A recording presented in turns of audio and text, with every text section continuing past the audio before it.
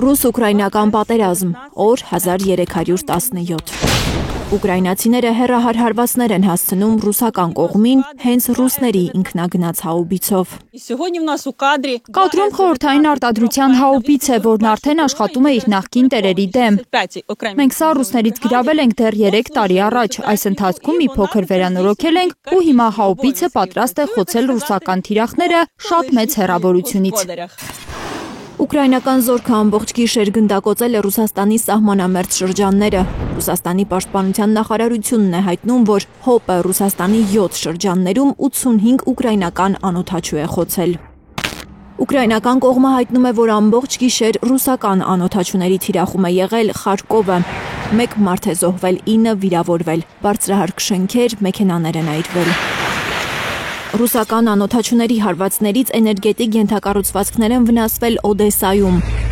Ըստ ուկրաինական լրատվամիջոցների Բուչայում երկաթուղային կայանն է վնասվել, առողջարաններից մեկը բռնկված հրդեհից գրեթե մոխրացել է։ Ուկրաինայի նախագահ Վլադիմիր Զելենսկին հայտարարել է, որ Չեռնոբիլի ատոմակայանի էլեկտրամատակարարումն ամբողջովին վերականգնվել է։ Ատոմակայանի աշխատանքը 3 էր խափանվել, երբ ռուսական հրթիռներն ընկել էին կայանից 50 կիլոմետր հեռու Սլավուտիչ քաղաքի վրա։ Զելենսկին մեղադրել է Ռուսաստանին միջուկային միջադեպերի ռիսկը միտումնավոր բարձրացնելու համար։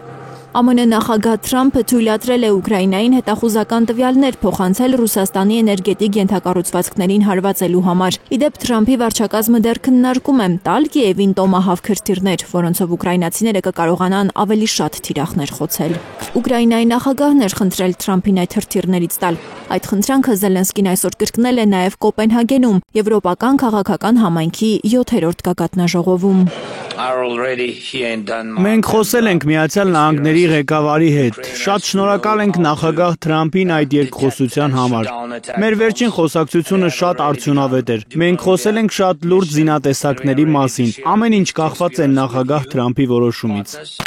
Կրեմլը պնդում է, որ եթե Արևմուտքը դադարեցրած լիներ Ուկրաինային զենք մատակարարելը, պատերազմը վաղուց ավարտված կլիներ։ Լիլիթ Գասպարյան, Նորայր Հակոբյան, Հայլուր։